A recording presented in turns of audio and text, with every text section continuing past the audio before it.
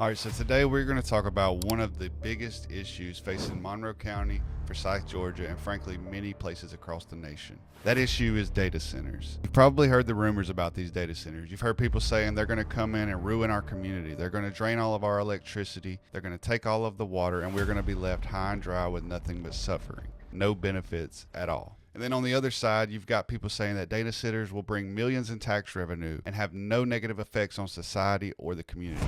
They say that they will fix our roads, help our schools, and the county will thrive like never before. Well, here's the situation. Monroe County, Georgia, where I live, is getting hit with these data center projects one after another. There's already a data center planned right on the road where I live that Google owns. We had one proposed before that completely outraged the community, bringing 900 people to a county commissioners meeting that typically has 5 to 10 people before the county commissioners finally unanimously denied that one. Now, just last week, our local paper, The Reporter, covered a story about a new proposed data center, making this the third data center proposed in our county in a very short period of time. So for tonight, I want to break this all down and answer one simple question. Are data centers really bad? Is all of this outrage worth it, or are they actually good for the community, and do we need to bring them here? We're not going to go off of feelings or loud rumors or what our neighbors are saying. We're going to go off of data. So let's get into it. So let's start right here at home. Monroe County has been on the radar for big tech for a while, and the timeline shows it. First, we had the Boilingbroke data center. This was a 900 plus acre proposal, and the community absolutely exploded over it. It led to packed meetings, protests, and in the end, the Board of Commissioners unanimously denied it. But, however, the property owners have since filed a lawsuit against the county. Second is Google. Google bought about 950 acres off of Rumble Road and I-75. They paid over $42 million for the land, and it is already zoned for data center use. That means legally, if Google wanted to start building it tomorrow, they could. However, they have not announced a commitment to building. Third, you have the new Forsyth Technology Campus proposal. This one is huge. It is over 1,600 acres with up to 21 data center buildings and a potential $21 billion investment. If fully built out, this campus says that they could generate $222 million a year in local tax revenue, including $21 million a year just to the city of Forsyth, who currently only has a budget of about $12 million annually. So we've got one project denied, one project quietly sitting in Google's hands, and one massive new proposal that was just introduced. This is not a small issue. It is happening right now, and it will affect us all. So let's look at what is a data center. For people who think that a data center is just a warehouse full of computers, let me explain it the correct way. A modern data center, especially one running AI for companies like Google or Microsoft, which is what we are talking about here, use massive amounts of electricity, massive amounts of water, need dozens of backup generators, and they require a giant HVAC cooling system that runs 24/7. Some of the largest data centers use as much electricity as 100,000 homes. They also use as much water as a small city, millions of gallons a day. So this isn't just a building, it's more like adding a mini city to our county without the people. So what is the argument for the data centers? Let's move into the pros, the things supporters say, and honestly the things that are true when you look at the numbers. So number one, they generate huge tax revenue. The Forsyth campus, as we said, claimed that it would generate $222 million a year in local tax revenue once fully built out. That would instantly make it the largest taxpayer in the county. That's money that we could use for roads, schools, sheriff's office, the fire department, maybe broadband expandment, parks, and even lowering the tax burden on regular citizens. But number two,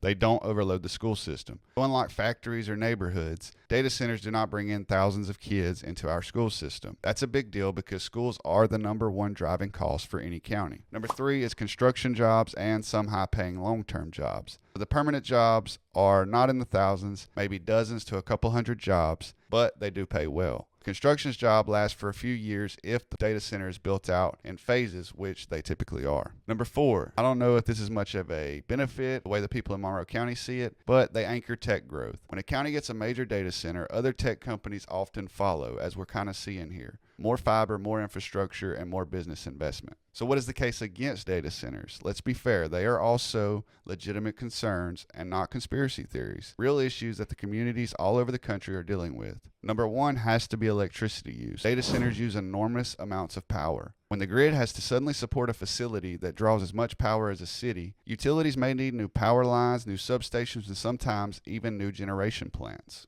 And you know who would pay for that? Us, the taxpayers. So it's something that needs to be addressed. Number two would be the water use. Some data centers are using up to 5 million gallons of water per day. That is not a small amount of water. That's a real strain if the county was to ever face a drought. Number three, noise. These buildings have giant cooling fans, huge generators, and constant HVAC hum, something that people that move to the country do not want to hear. Though it's not loud like a factory, but it is continuous and it's low frequency noise that can carry for far distances. Number 5 is the transparency issue. As we've already seen, Google tried to get Monroe County commissioners to sign an NDA restricting public records about the project. The county thankfully said no, but it shows you just how secretive these companies attempt to be. Point of this video is that I think instead of rushing to take a side, which I see many people in this county doing, I think that we should judge these projects not with emotions but with scorecards. My first scorecard would be about money in versus money out. We need to know how much tax revenue are we really going to get versus how much are we going to throw away in incentives to these companies. Number 2 would be jobs. How many permanent jobs will come with these data centers? Also,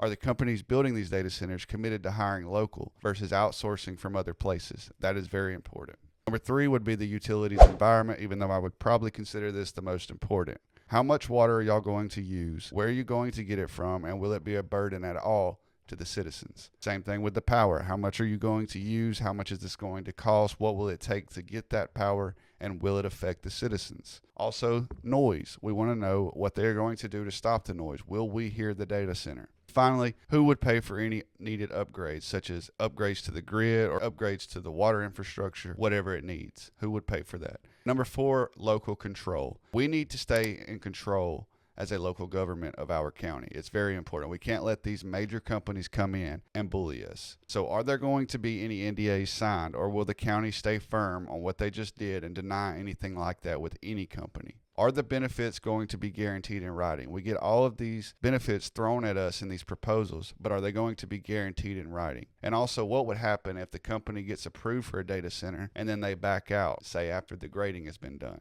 Any proposal in Monroe County, Google, Forsyth, anyone else, should be graded on these 4 categories publicly before the vote. So at the end of the day, this isn't about being pro-data center or anti-data center. I'm not telling you what to think. I'm showing you the facts. What I am saying is this. If these are going to be the biggest developments in Monroe County history, then the people who live here, including myself, deserve straight answers, real numbers, and full transparency. Because once you build a data center, it will be here for decades. It's not going anywhere. So let's make sure whatever happens with the truth on the table. I'm Tyler Edwards. This is The Tyler Show. Thank you guys for watching. Be sure to like, follow, and subscribe. Thank you.